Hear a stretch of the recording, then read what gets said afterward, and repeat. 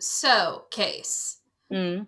what is your favorite true crime case that you know of right now? The one that really kind of just gets me true crime wise is the Dyatlov Pass. Didn't they just solve it? In theory, what happened is these 9 college students in Russia all went hiking. They were trying to do like their wilderness survival certification, and they just perished, and they don't really know why. What they believe they have solved it was that there was a small avalanche. However, when they got there was no snow on top of the tent. I mean, snow melts and blows all the time. That's true. Basically, they're saying problem solve. The model for moving snow that Disney came up with for Frozen, they did in the Dyatlov Pass. And so they're like, oh, it was an avalanche. They heard the avalanche. They all ran. They all died of hypothermia. Like very recently they used that technology, like earlier this year. The thing is, there is a note from the coroner about all 9 people at Dyatlov Pass 2 weeks before they were supposed to have been discovered. It was on Expedition Unknown with Adventure Josh. Is it true? Is that actually true? It was on Expedition Unknown with Adventure Josh. I don't know what Expedition Unknown with Adventure Josh is. That doesn't exactly sound like primary source, Liz. I'm always hesitant and skeptical of articles that say mystery solved, especially when there's so many elements, in my opinion, that don't necessarily 100% completely line up and answer every little question. I think that you're a crazy conspiracy theorist. Hey, I definitely don't think it was a Yeti, which is what some people are saying. It was a Yeti and aliens came and experimented on them. I'm like, I'm probably certain it was the secret police. I believe it was a Yeti. Really? You would believe a Yeti would go after these kids instead of the Russian secret police? Okay, fair. We've gotten so far off topic. Yeah, this is a disaster. Welcome to This Is Lit, a podcast where we drink and talk about our favorite books. I'm Elizabeth. And I'm Casey. So raise a glass and let's get started. Liz, what are you drinking today? I am drinking a hefty helping of Jadot Chardonnay. And that is because I have an infant who is getting canines right now, so she is unhappy. What are you drinking, Case? Well, I was drinking champagne out of the mug before you got on the call, but it took a while to get Liz on the call, so I finished that, and I've now moved on to a mug full of rum and coffee, so. Sorry about that. Again, infant with canines coming through. She's not a happy camper right now. All right, so today we are going to be discussing Truly Devious. It is a young adult murder mystery novel by Maureen Johnson, who we've read quite a few of her books already on the podcast. Yes, we have. We've read The Shades of London, which supposedly the last one is coming out this year, Maureen Johnson. Please listen to our podcast. I know you already follow us on Twitter. Thank you so much for that. But yes, Truly Devious came out in January of 2018. Yeah. So it's only about 3 years old, and she's gotten the entire book series out by now. Well, not the entire series, because when I went on Goodreads to make sure I had all my details straight, it said that there's another one coming out sometime this year. Ooh. The 4th book in the series is supposed to come out. So it says expected publication 2021. It's called A Box in the Woods. So. That sounds ominous. I haven't read anything else about it because I didn't want to accidentally get spoiled by. Yeah, no, please do not read ahead with this series. It's so good. But yeah, it's expected in June 15th, actually, of this year. So I'm a little skeptical that we'll actually get Shades of London book 4 if we're supposed to be getting. Yeah. She gave up on Shades of London in favor of Truly Devious, which I guess is her prerogative, but it makes me. She's been pumping out the Truly Devious series like nobody's business, though. Yeah. It's like, I am in awe of how quickly she is cranking these books out. Because to do 4 books in 3 years, that's amazing to me. Yeah. Okay, so I know one of the reasons I wanted to read this book is because I originally read it a while ago. I buddy read it with my friend Allie from Story Eye Reviews for our book club we're in on Facebook. We're in the same book club. And so we needed to do a buddy read. And so we're like, she's like, hey, I know you like Maureen Johnson. This Vanishing Stair book is about to come out, but I haven't read the first one yet. Do you want to read the first one with me? And I'm like, yes, absolutely. I just tore through it like nobody's business the first time. So this was a second read through for me of Truly Devious, and I caught a lot more. Yeah. This is my first read of Truly Devious, and I wanted to read this book because, well, as you all know, I'm a big fan of Maureen Johnson, and I really like her style, and I love a good murder mystery. And so I'd been meaning to read it for a while, and it felt like a good option. It felt like it would be a light, quick-paced book to read, which is really about all my mental capacity can handle these days. Yeah. But it also felt like it would be interesting to talk about. So it seemed like the perfect book for the podcast, honestly. Oh, yes. The thing that's interesting about this book Yeah. is that it's got a big cast of characters. It does. It has a lot of cast of characters, but that's kind of the way it is because the main character, Stevie Bell, she is a teenager. And if you know, like when you're in high school, it's like, you know, everybody, even if you don't really know everybody, you're like, the name sounds familiar and you can put a name to a face kind of a thing. Mm-hmm. But you really only have like your small club of people that you really truly hang out with. Yeah, that's probably fair. It's just interesting because this book clearly takes a lot of cues from, you know, Agatha Christie, Sherlock Holmes, yes. all these classic murder mysteries.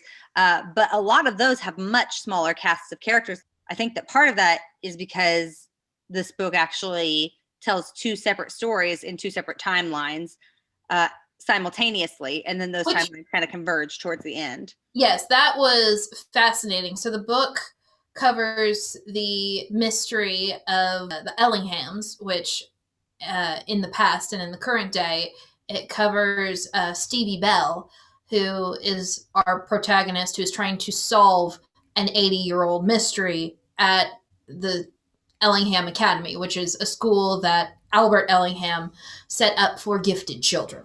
Yeah. So basically a rundown of the characters. Our protagonist is Stevie. She is 16 years old. She is from Pittsburgh, Pennsylvania, and she has an interesting kind of personality. She's very analytical, very clever, and that's how she ends up making her way to this very prestigious school, Ellingham Academy. She is, like I said, the protagonist, but she's not the character we actually start the book with. We actually start with Dolores, Dottie Epstein. Dottie Epstein is a 13-year-old, very much like Stevie, a student at Ellingham Academy, very bright, loves to read, big fan of Sherlock Holmes in particular. And she ended up at Ellingham Academy as well for similar reasons because she was very clever. Now, the big difference here is that Stevie is at Ellingham Academy in the modern era, so probably around 2018. Yes. And Dottie is at Ellingham Academy in the late 1930s. So we jump back and forth between, I thought initially that we were going to jump back and forth between Dottie and Stevie as the protagonists in different sections. But what ends up happening is the sections that take place in the 1930s can be any variety of things. They can be newspaper articles.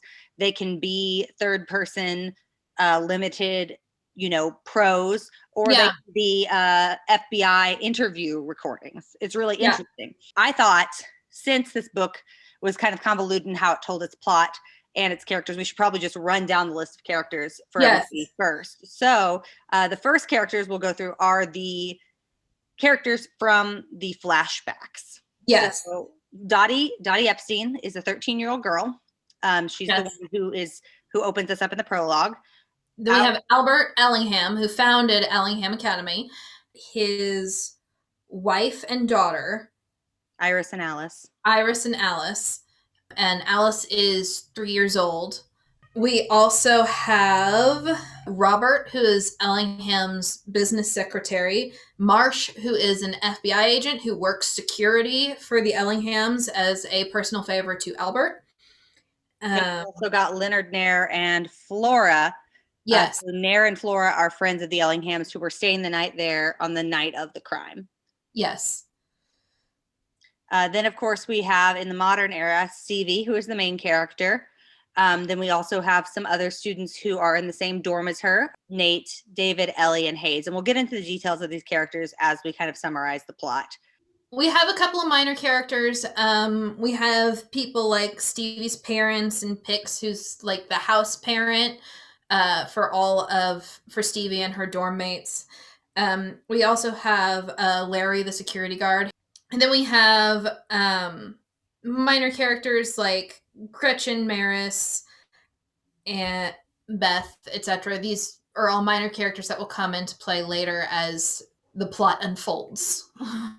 So we probably should start with the reason Stevie is at Ellingham Academy to begin with is because of the kidnapping of Iris and Alice Ellingham.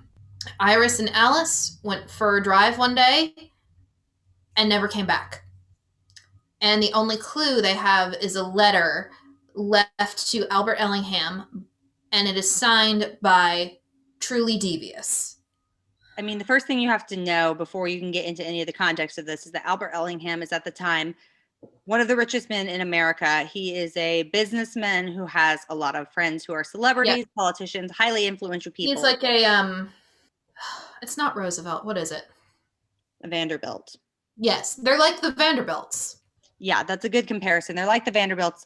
And so he, unlike the Vanderbilts and many of the other actual real life rich people of the time, which is something I want to get into a little bit more later on in the conversation, but he chooses to use a lot of that money to build a school for above average students. So students who are exceptionally bright or clever, with a kind of an emphasis on accepting anybody who's smart enough, regardless of their race, religion, gender, social standing.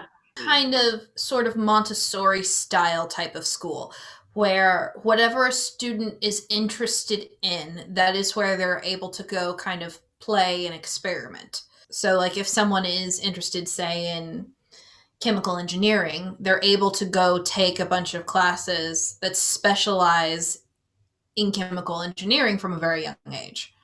The book begins with Albert Ellingham inviting Dottie Epstein to come be a student at his school. And Dottie is a very poor New York girl. She's kind of rough around the edges, and she's constantly getting in trouble at her current high school because she likes to do experiments and she likes to question the teachers and is just too quick for everyone else around her, and so has been bored and distracted, basically because she's too smart for the level they're teaching her at. And Ellingham invites her to his new school, and she's thrilled to go there when she realizes it's completely free. And she flourishes at Ellingham Academy. She does. Where she had once been failing classes or being kicked out of class for being disrespectful to teachers, she's enjoying her classes. She can borrow any book she wants from the library, and if they don't have it, they can send off for it. And then on top of it all, she ends up finding a secret hideaway where she can read her books. It was rumored Albert Ellingham had them built during Prohibition to hide his secret stash. Yeah. So she stumbles across one of these Prohibition rooms, and there is, at the top of the little bar that she finds down in the tunnels, there's a ladder that leads her up into a sitting room inside of kind of a glass globe on an island out in the middle of the Ellingham's man-made lake behind their great house. The Ellinghams do live at the academy, in case we have not made that point specifically clear yet. So Dottie starts using the space to hide away and read and enjoy her time. And one day, while she is hiding out there, a stranger comes into the room. She attempts to hide from him, does not succeed. And the book, which is at this point being told from her point of view, third person limited, really can't describe exactly what happens next because Dottie tries to escape, falls down the ladder, and then everything is black. Well, she's more pushed down the ladder. And as we proceed on, because in the book, these chapters alternate. So you're only getting the picture of the whole Ellingham case along with Stevie, almost, is kind of the effect, is that you're learning about the Ellingham case slowly and gradually through the process. But for the purposes of explaining it on the podcast here, I think it's easier to just explain up front. The Yes. same day that Dottie Epstein is murdered, Iris and Alice Ellingham don't come back from their drive, as Liz said earlier. Yeah. And Their car is later found abandoned, and there are more notes from Truly Devious about Alice and Iris. There's a ransom that is demanded. Marsh comes to Albert and suggests, just pay it, get your wife and your daughter back. And he pays it. These guys row out into the middle of the lake, and Iris and Alice are never seen again. Iris's body is found something like 3 months later. Iris and Dottie's bodies are found several months later. Yeah. But Alice's body remains. We have no idea what happened to Alice. Yeah. All of the flashbacks deal with this case and the surrounding circumstances. We get to meet some of the other characters who were involved in it. And then we also, at the end, the last thing we know about the case is that a local anarchist called Anton Voracek is very disliked by the people and eventually takes the rap for the Ellingham kidnappings. He turns up with the marked bills that Marsh and Albert gave for the ransom. And before he is able to testify in court, he is shot and killed. And his last words are, "I didn't."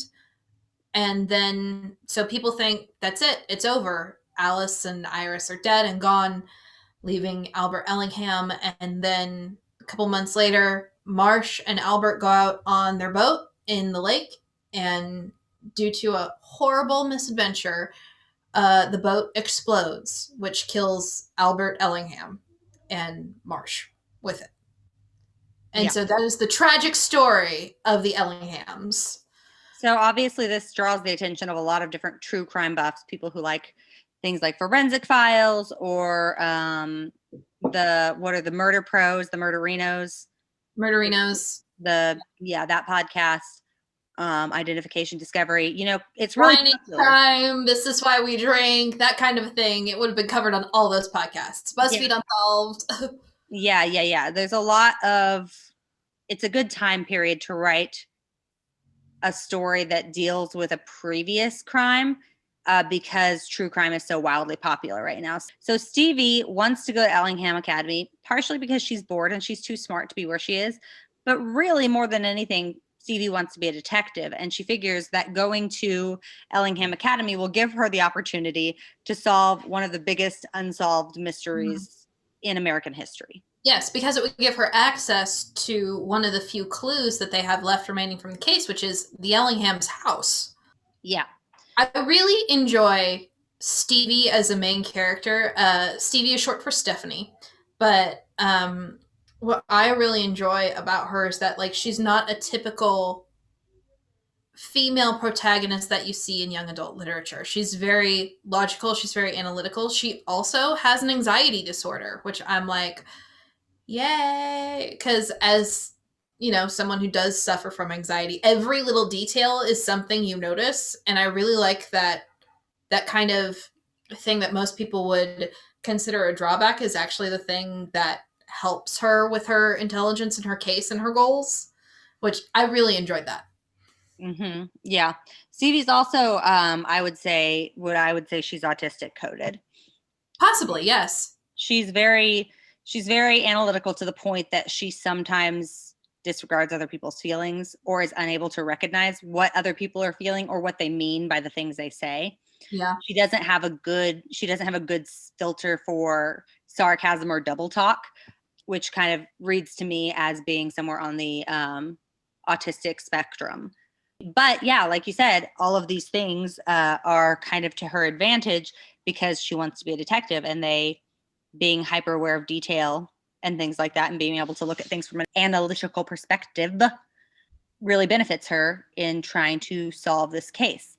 Unfortunately, because it is also high school, she has to figure out how to interact with other humans. So she has to engage with different people in the school, in her dorm. And one of those characters is David. And they do not get along. No. Right away, there's animosity between them. And she's not even sure why. She feels like he reminds her of someone she knows. and she doesn't know why, but she does know that she does not like David. And David is exactly as I just described, as she doesn't really understand. He's a very sarcastic person. He tends to speak in metaphor and use a lot of jokes rather than just being sincere, which frustrates Stevie. And so, of course, naturally, because this is a YA novel with a heterosexual bent, they have to be love interests for each other for some reason. Yeah, I'm not a fan of David. I think Stevie can do better. I don't dislike David, but I dislike David and Stevie as a couple. Yeah, I think that's where, yep, I think that's it for me. David is one of the first students she meets. They just don't get along very well. But she finds herself spending a lot of time with him because he lives in the same house as her, along with Nate and Janelle, both of whom she knows already because the school gave each other's contact information. Janelle's in mechanical engineering, I believe. And Nate wrote an amazing epic fantasy novel and published when he was 16, which jealous. So he's there for writing. Yeah. And she also meets Ellie, or Element, who is there for art. She grew up on a commune with her parents, and she's traveled to Paris a lot, and she just really is very much focused on presenting herself as an artiste. So, yeah. And which this is completely different from Stevie's upbringing, who her parents are very much into a very Republican kind of candidate. Ugh. So much so that they work for his campaign office.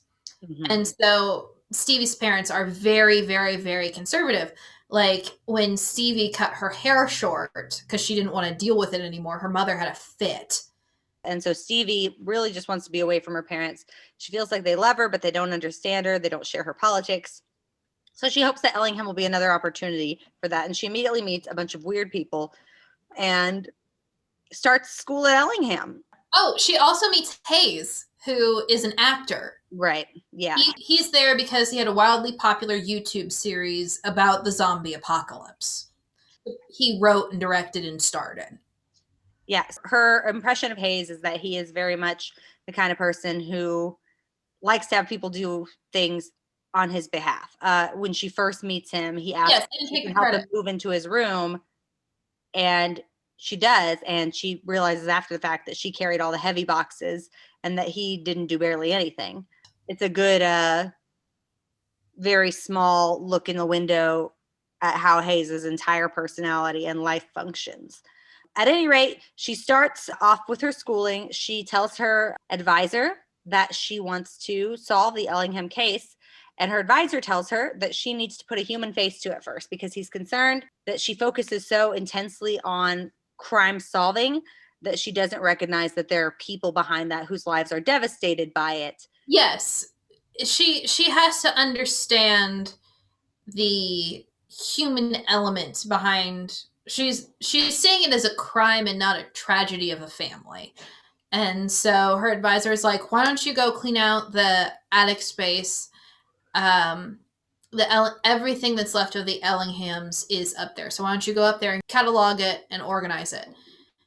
And she's up there, and she found a riddle that Albert Ellingham wrote. It said, where do you look for someone who's never truly there, always on a staircase, never on a stair? Yeah. And so she's like, that's weird, and just keeps it. She also finds the dollhouse that Albert Ellingham made for Alice for her 6th birthday, something like that, while she was, because he never gave up hope that his daughter was going to come home. Yeah. And it's an exact replica of the Ellingham house during the crime. When we get into theories and conclusions, I have thoughts about that dollhouse. But there's also like their family china up there. There's all of his office paperwork and all the old interviews from the crimes, things like that. Newspaper articles about them. So she gets to go through that and find the human element to the tragedy instead of just the true crime aspect. Right, right.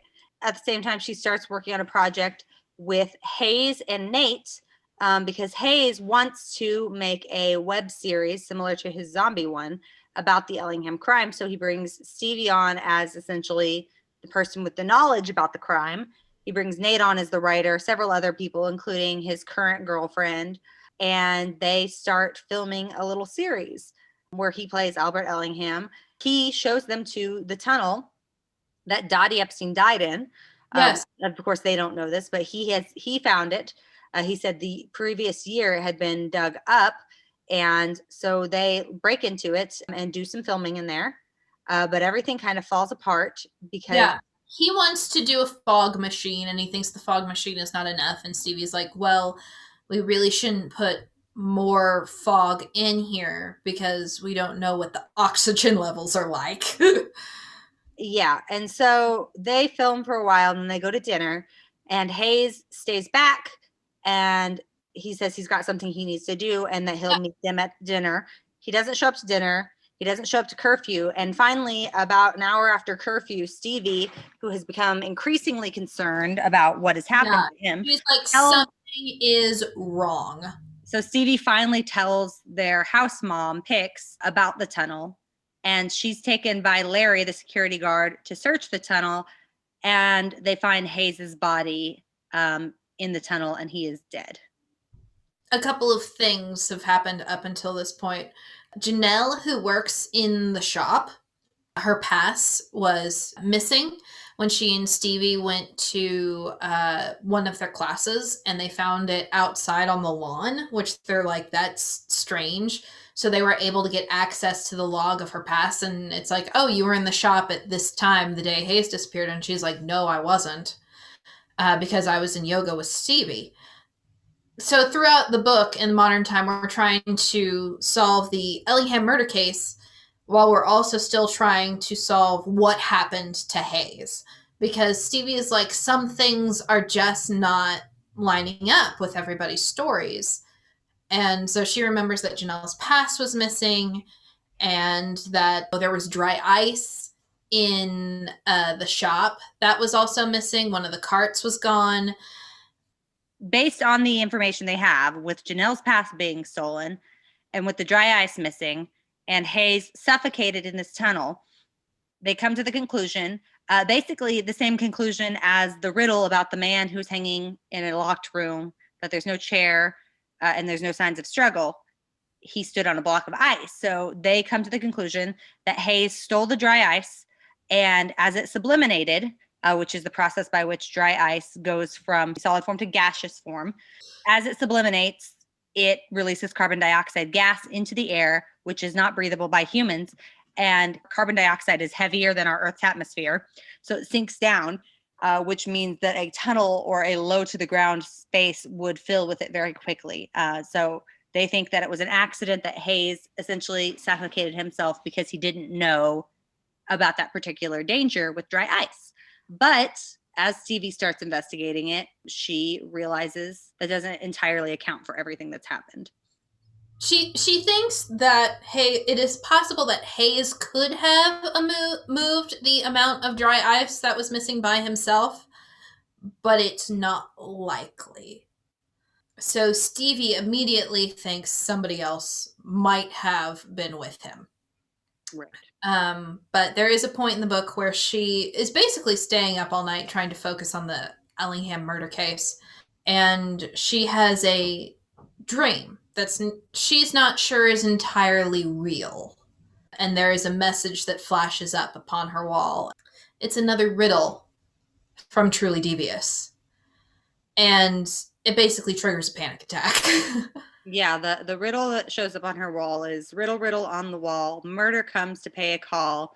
A body in a lonely field, will its secrets be revealed? Or the lady in the lake, will she give the lucky break? Alice, Alice, where are you? Won't you give a single clue? The detective's here. It's time to play. Truly Devious lives another day. And considering that she has been focusing on the case to exclusion of pretty much all else, it seems reasonable to think that this is part of her panic attack. Yes.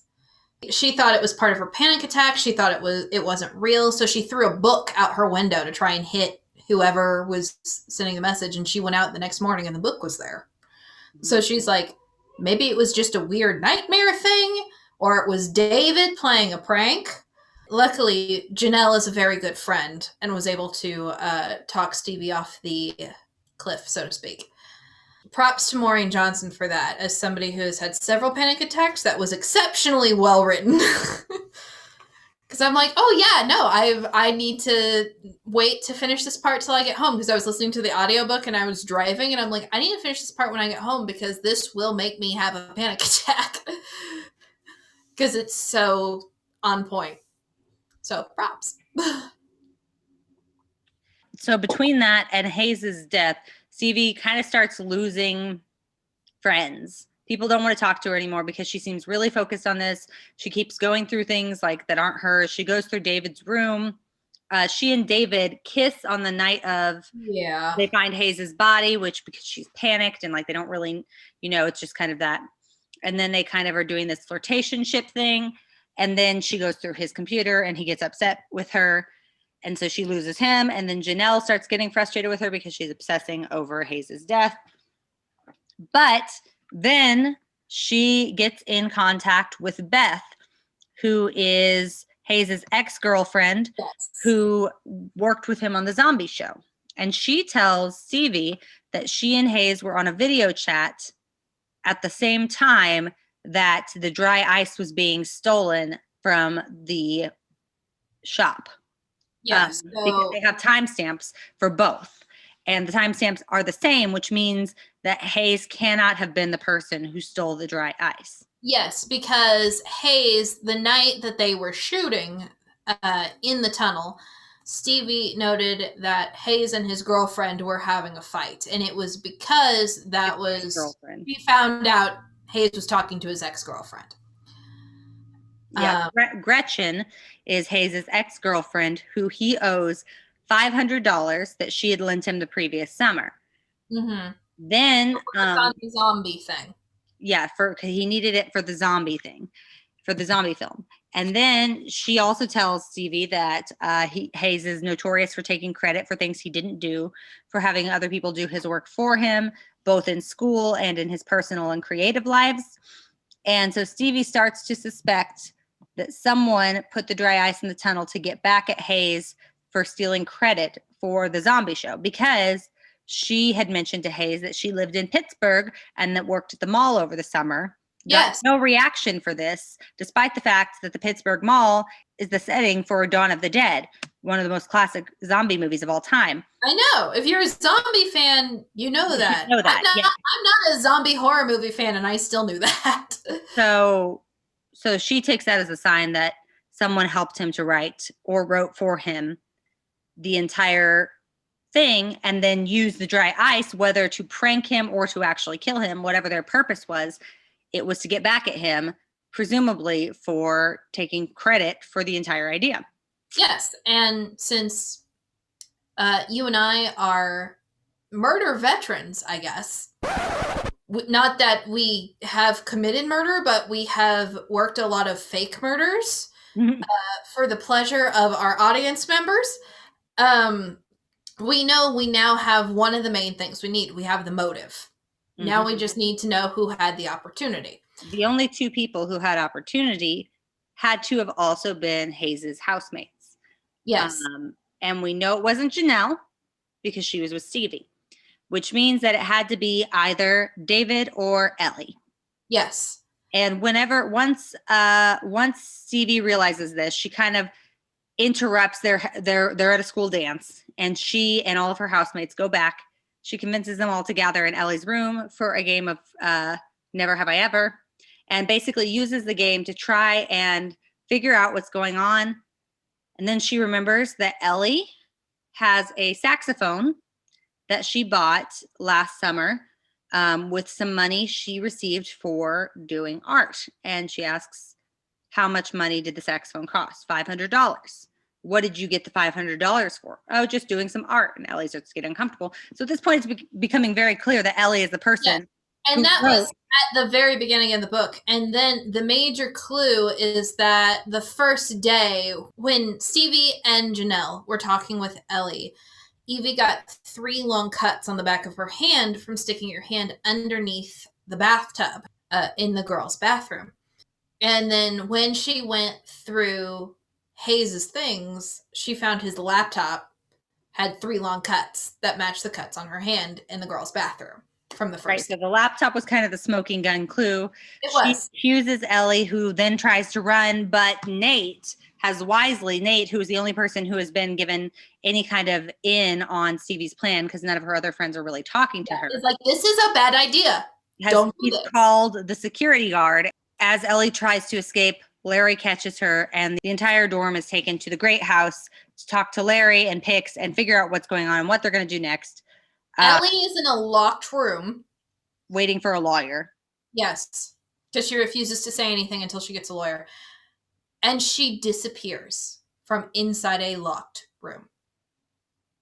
So the entire school is kind of locked down. They're looking for Ellie, trying to figure out where she is. Stevie is putting together more clues from the Truly Devious murder at the same time. Yes, And because then, she just found a little tin with a bunch of old photographs in it and some notes and poetry.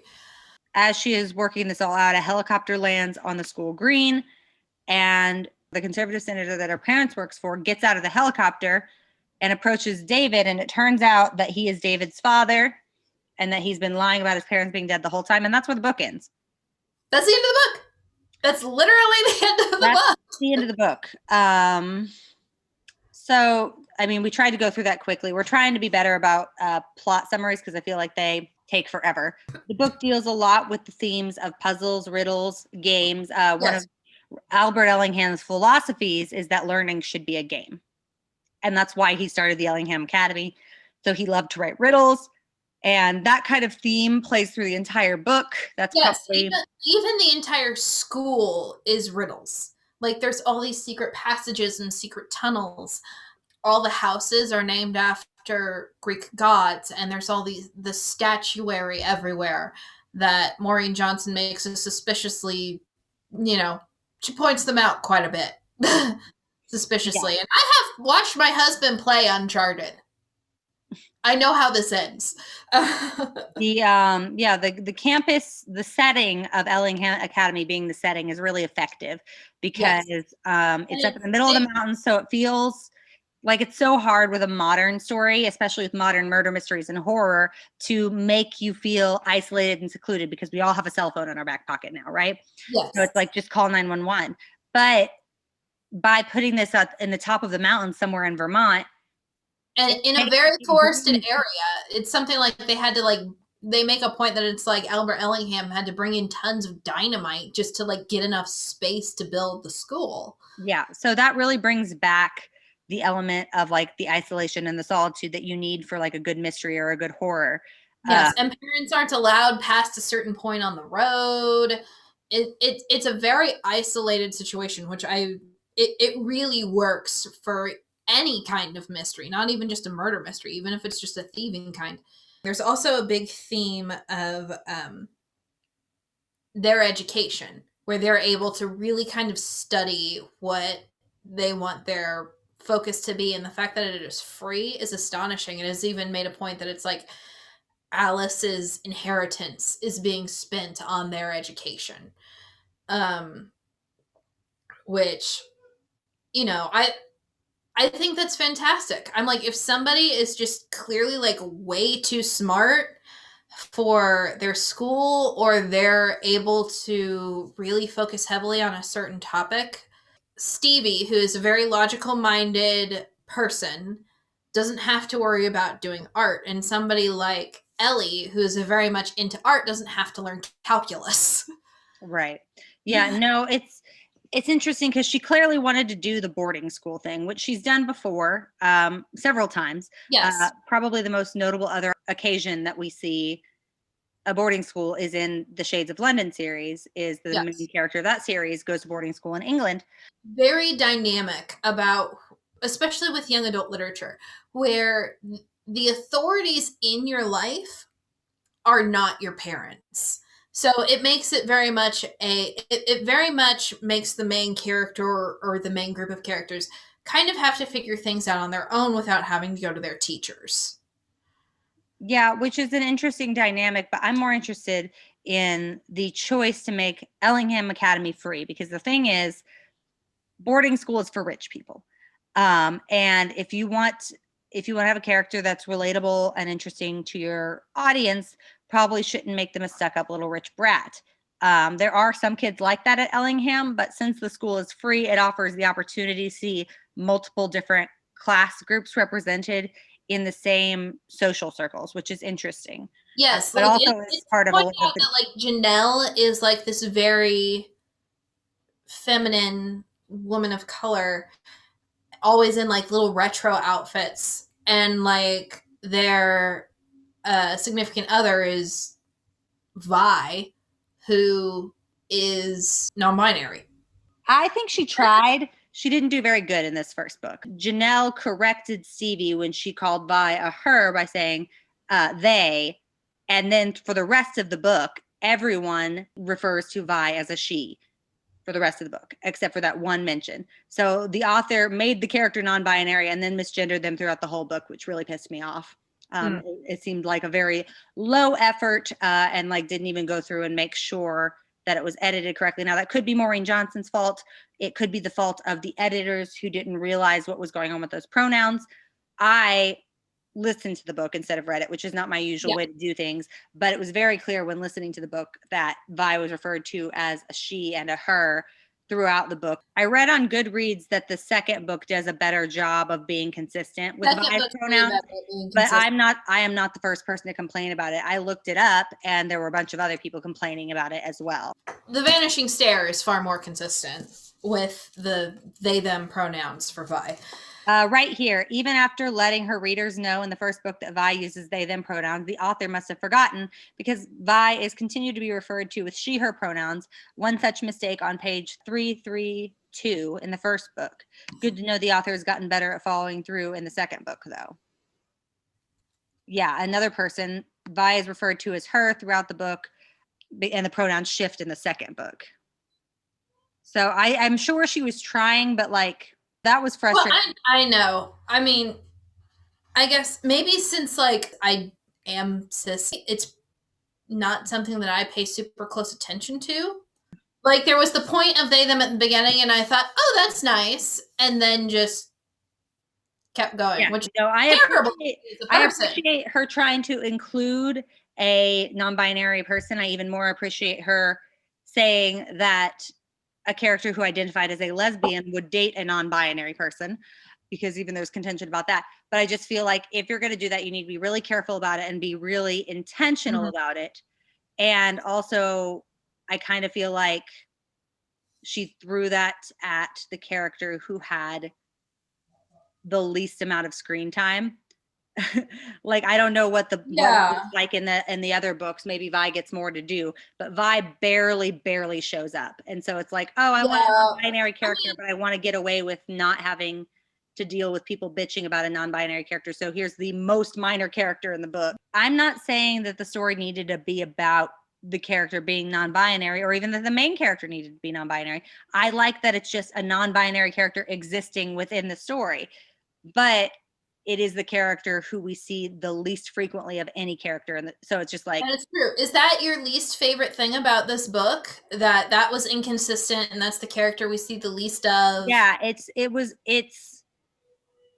like, from my perspective, if she had not had that first line about Vi using they them pronouns, then it wouldn't have even occurred to me to notice the she her pronouns later. Okay. So it was like you set up a non-binary character and then immediately misgendered them. So like, even though I know that wasn't her intention and she was trying to like work in good faith, and I'm trying to, in good faith, but it was, as a non-binary person, it's kind of like, damn, even like fictional characters get misgendered by the person who made them. Like, so it's just one of those hard things that happens when someone who is not part of a community. Also, too, I will blame her editor for that one, because her editor should have caught that. Right, but like, I kind of don't wonder if her editor did think they caught a mistake with the they them pronouns and switched it. Either way, it was on her as the author to be clear with the editor what the situation with that character was. I don't know. It was frustrating and it was distracting, which was frustrating even more because, again, it was a character who was so insignificant to the book and the plot in the first place that I shouldn't have been spending my time being distracted by that, but I was. So that would probably be the thing I liked the least about the book. Was there anything else you didn't like about the book? I didn't particularly care for the relationship between David and Stevie. I think he meant well, but I don't feel like they were on the same page enough. I feel like there were too many like traumatic and strange things happening around them for them to really be wasting time deciding whether or not they were like boyfriend, girlfriend, and like. Yeah, I did And not. I get that they're teenagers, but like I don't understand why every single book has to have something like that. Like Stevie could have been, I mean, Stevie herself didn't have to be non-binary or anything, but she could have been either a female character who was more interested in like her work than in dating, or B, even asexual. But no, they make it very clear. It's like, oh, she's now horny. This pretty boy looked at her and kissed her once, and now she's horny and she thinks about this a good 2/3 of the time. And like maybe that is how a lot of teenagers are. I don't know. But to me, it was just kind of a part of the story that I was not particularly interested in. David also, I didn't think he was a bad person, but I think he was a little mean-spirited, and like I'm not sure why we were supposed to be rooting for somebody mean-spirited like that. Yeah, that's probably my least favorite part of the book is the relationship between David and Stevie, because I don't like David as a character. I think Stevie could do way better. This is just my humble opinion, but I also believe that David is a dramatic piss baby of a guy, and that is exactly the opposite of what Stevie really needs. Since she's not used to the kind of emotions David brings out in her. Yeah. In my opinion, I think Stevie is taking that kind of emotional interest as affection, and that's not really how it should be. Because we've seen Maureen Johnson write a spectacular relationship, especially in Shades of London. Yeah. This isn't it. Also, to Stevie, any kind of attention that is usually paid towards her, especially by her parents, is negative. Stevie is not the typical beauty pageant daughter her mother clearly would have wanted. Stevie is this very highly intelligent young woman. Yeah. Who is very capable in and of herself, even with her anxiety disorder. But yeah, the thing I liked least about the book was the pairing of David and Stevie. What is the thing you liked most about this book? Probably the same thing I like most about most of Maureen Johnson's books, the pacing. I think that she does an excellent job. Chef's kiss to the pacing. Sometimes her pacing feels like it starts out a little slow, but like I usually don't even realize it, and I'm super invested before I even, It's so sneaky. Well, and like it's especially noticeable for me this time because like I said, I did the audiobook. And as you all know, I'm not a big fan of audiobooks because of ADHD. And if I am listening to something, I can't just sit and listen to something. I need to be physically doing something as well. So I used to listen to podcasts and occasionally audiobooks when driving because I spent a lot of time in the car. But with COVID, I barely ever leave the house. I hated the narrator. It was a combination of Maureen Johnson. I do love Maureen Johnson. I think she's a good writer, but she has this tendency to list things all the time. She'd just be like, she was wearing a red hat and a white jacket and brown pants and a pair of blue sneakers that had the laces pulled out. And I'm like, okay, but you can change up the sentence structure so that has a little more lyrical flow to it, which is not super necessary, I guess, in young adult novels. But it was also just really noticeable with the narrator of the audiobook because she had kind of a monotone, just like she had a hat and some boots and an umbrella hanging over the crook of her arm. She was looking to the left and right. The thing is, I am kind of a picky asshole about audiobooks. One of my favorite audiobooks I found by accident at a Goodwill in Quincy, Illinois, I found The Hobbit and all three Lord of the Rings on CD audiobooks as read by Jim Broadbent, I think.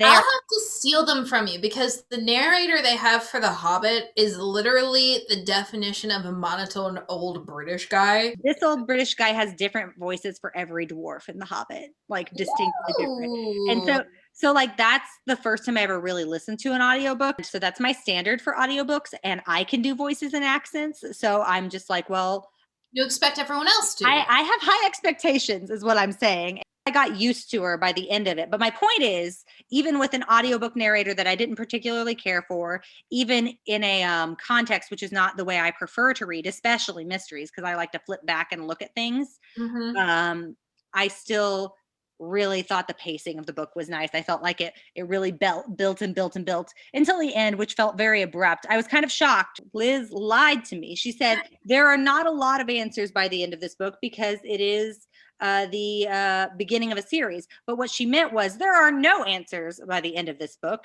And if you want any kind of answers about anything, you should just go fuck yourself because you're not getting anything by the end of this book. Literally, we still haven't solved. Not true. You find out what happened to Hayes. We found out what happened to Hayes, but not to be a braggart, because I hate this, because I do this every time I read any kind of murder mystery or watch any kind of murder mystery. I had already figured out what had happened to Hayes and who did it. B, I think I already know who Truly Devious is. Oh, really? I'd like to hear that. I have a working theory. Okay. But that's not the point. The point is, I like murder mysteries, and I like, as you guys probably remember from when we've read some Agatha Christie in the past, I like being proved right. I like the end of the book having the denouement with the detective telling us what happened and being proved that my theory is right. So the only thing we really get is what happened to Hayes, but we don't know at this point, A, if Ellie did it on purpose or an accident, like if she was trying to kill him or if she was working with him and he died and she just like tried to walk away. We don't know that. B, we don't know who Truly Devious is. C, we don't know where Ellie is. We don't know the answer to Ellingham's riddle. No.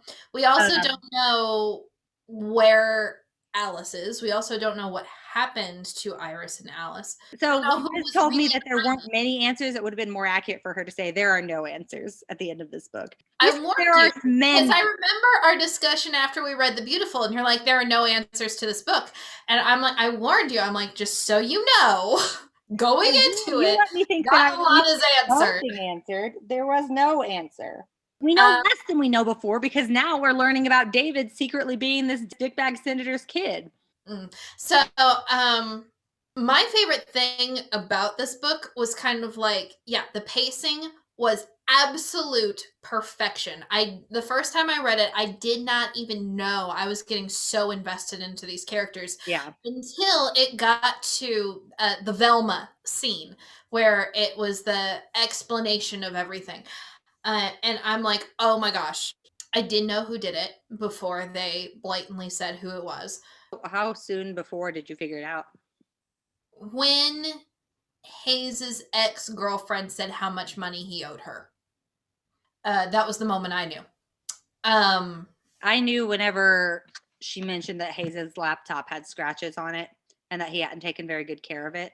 Even though at that point they hadn't confirmed that the scratches were new.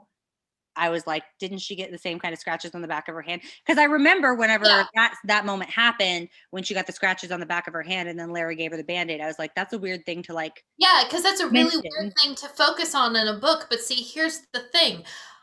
That doesn't happen in books. Weird stuff to focus on doesn't happen in books. It's all on purpose. Right. Yeah, I overall enjoyed it.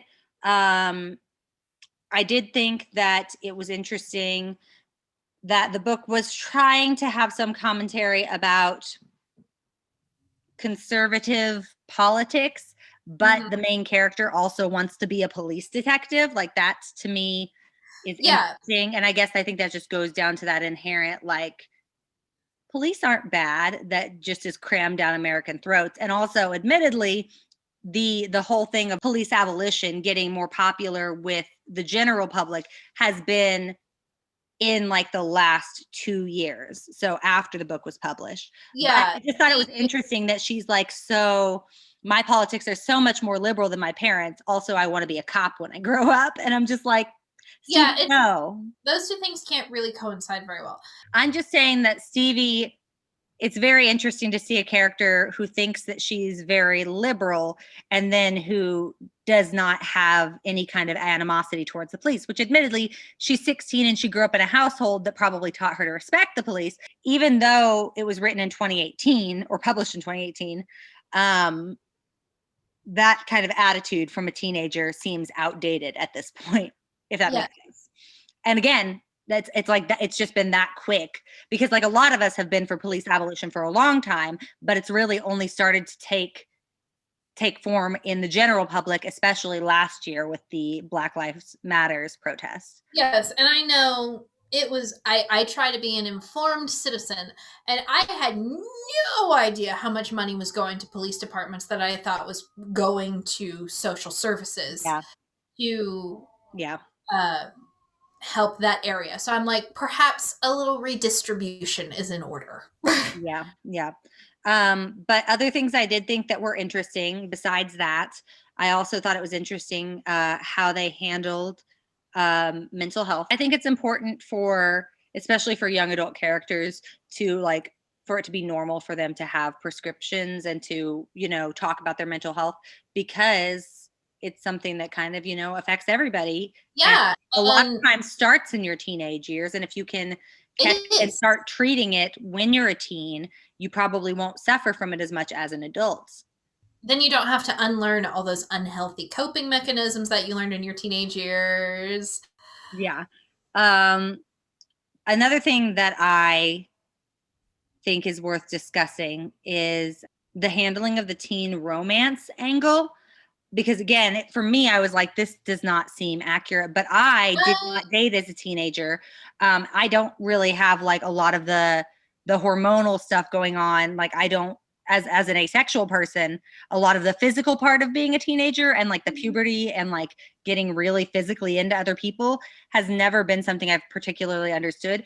It felt like it was done realistically, but I was curious for the input from somebody. It was definitely done realistically. Yeah. I was curious. It started when I was about, for me personally, 13, 14, the physical side of things. It got real bad when I discovered damp pirate Orlando Bloom. See, that's the thing is people say to me, oh yeah, Orlando Bloom, I had a poster of him on my wall. And I was like, yeah, me too. But like, whatever, it was just a poster on my to me it's like a completely foreign concept, so I'm always curious. The first time he came out of the water at Pirates of the Caribbean, I was like, I wonder what salt water tastes like. So often in stories you see characters make bad choices because they are experiencing physical sensations, because they want to have sex or make out or whatever, right? You see that all the time. You see it in horror movies. It's not even that. It's just because, like, for me, mostly, I was just more curious about the sensation, and I'm like, I like this sensation, I would like it to continue. I have never I have made some silly mistakes in my life, but the whole concept of, oh yeah, everybody makes incredibly stupid decisions because they have a lust fogged brain. Yes. I've never understood that. I'm not saying it's not a real thing. I just like, for me, I'm like, I would simply choose not to have sex in the next room to Jason. Yes. He's melting in an ice block. The hormone fog is really strong when you are a teenager.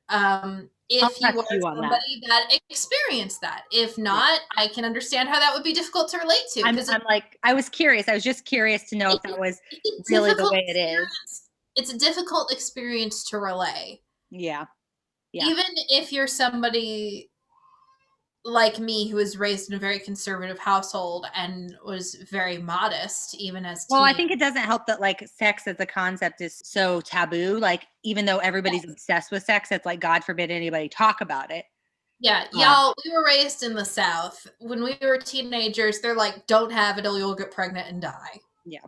With Stevie being like, this relationship is distracting me from the thing I need to focus on, because I am aware of the fact that I cannot control my own hormones is a very, very real thing. All right. That was just what I was curious about. Yes. what are your theories going ahead? I'm curious. Well, with Ellie, I can't get into the details. I really don't know.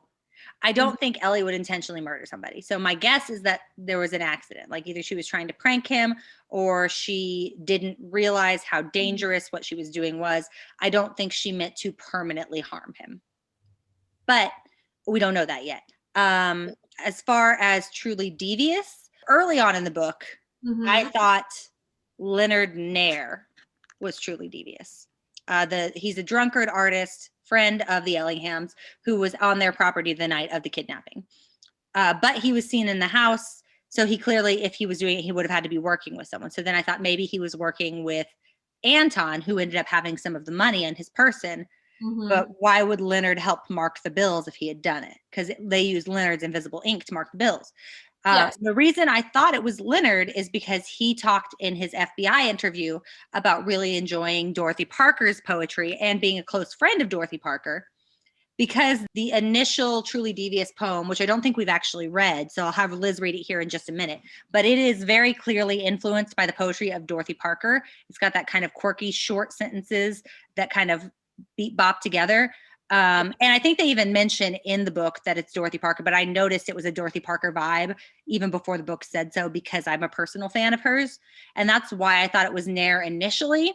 But then I remembered, and again, this goes back to me listening on audiobook instead of reading, because when I read mysteries, if I think of something while reading that reminds me of something that happened earlier, I can flip back and look at it. But in an audiobook, not knowing where it happened, I can't. Yeah. And so I remember that Leonard Nair, and like she mentioned it at the end, Stevie did, that Nair had talked to about 2 students on the campus who were very bright and who were interested in Dorothy Parker. I think he even promised to maybe introduce them to her because they were friends. And then she found those photos of those 2 people, which kind of makes it sound like they were Ellie's grandparents maybe, or like somehow connected to Ellie. I'm not sure, but which if they're connected to Ellie, that makes Ellie seem a lot more like she might actually be nefarious on purpose as opposed to on accident. But right now, my working theory is that those 2 students realized they could get a lot of money from the Ellinghams, and they invited Anton to help them with it, basically so he could do all of the stuff that they couldn't manage being students on the campus, like the actual kidnapping. And I think they probably didn't necessarily intend for anybody to die, but Anton killed Iris either on accident or because she was too hard to handle and struggled against him, because it said multiple times that she's a very she was an Olympic swimmer. Yeah, she was an Olympic swimmer, a very active woman. They said many times that she would fight back against a captor. So I wonder if he killed her in like a struggle because she wouldn't stop, or anything like that. But where that kind of falls apart is Dottie. Because Dottie has no reason to necessarily recognize Anton. I mean, maybe she saw him in the papers or something because he was known locally as an anarchist. But the fact that she recognized the person who killed her suggests to me that it was somebody on the campus. So I have a couple of theories percolating, whether it's those students working with Anton, whether Nair is or isn't involved. Nothing concrete yet, because the thing is, this mystery is not 100% written to be solved by the reader. No, when Christie wrote hers, very clearly left a trail for the reader. But so far, Maureen Johnson has not given me enough information to solve it, I don't think.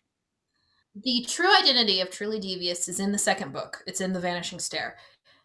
And we also learn more about the Ellingham case. Oh, so I'm definitely, okay, sorry, go ahead.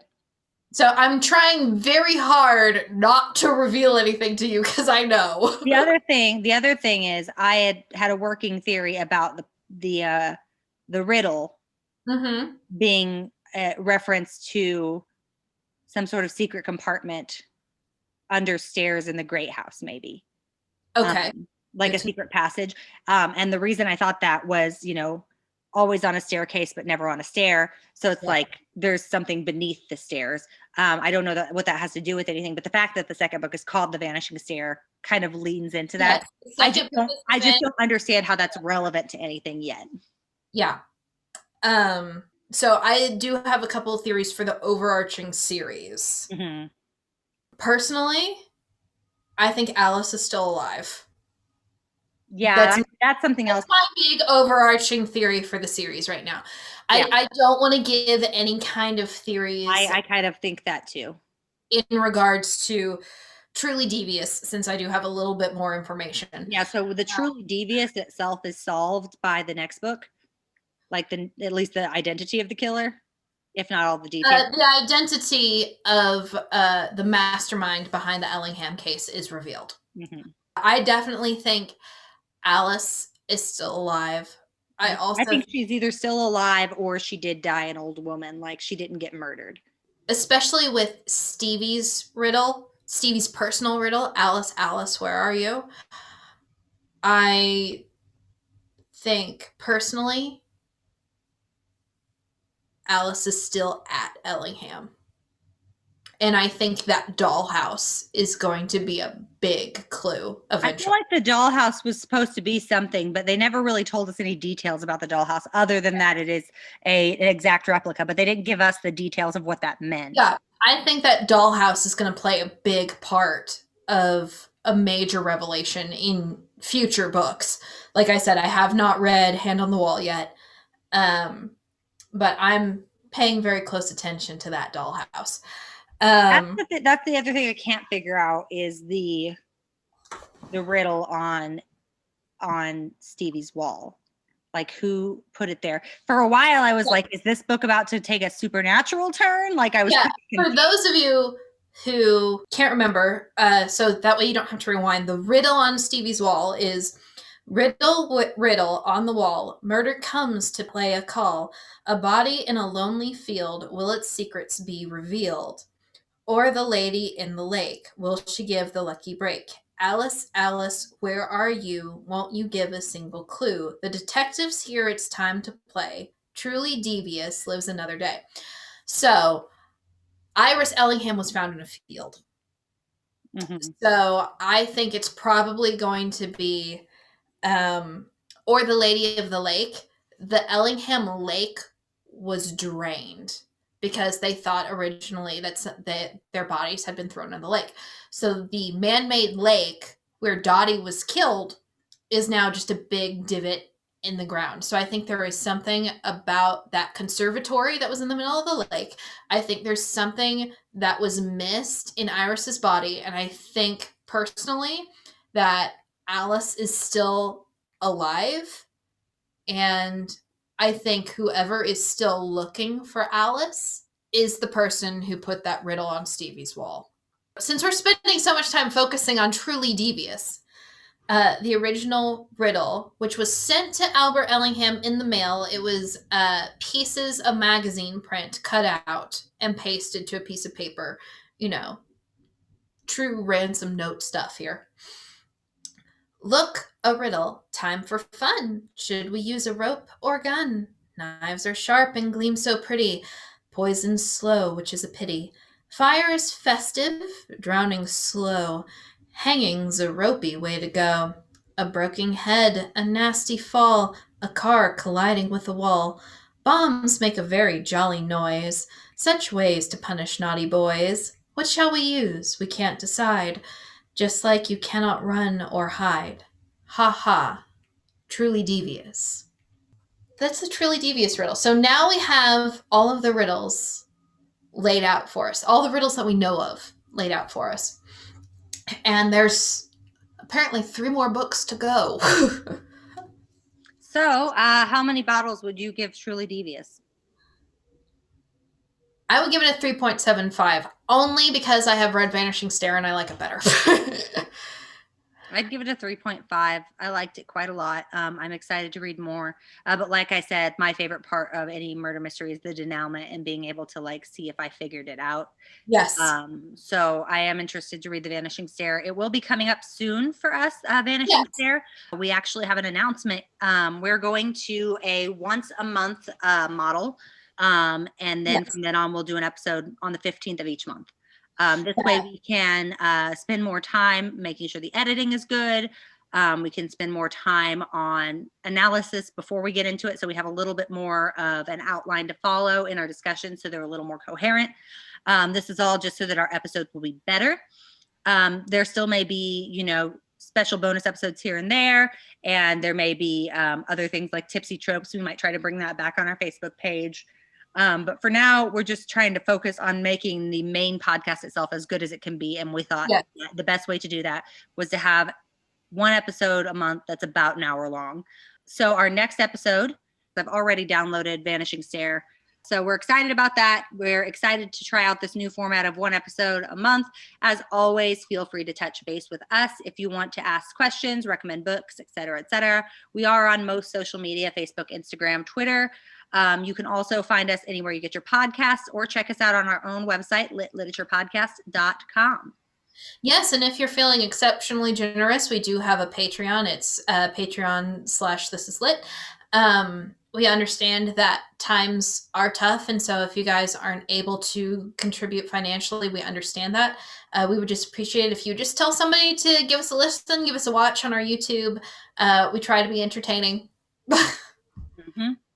All right, guys. Well, thank you so much for watching or listening, and we'll see you in the next one. Cheers. Cheers. Thank you for listening to our podcast.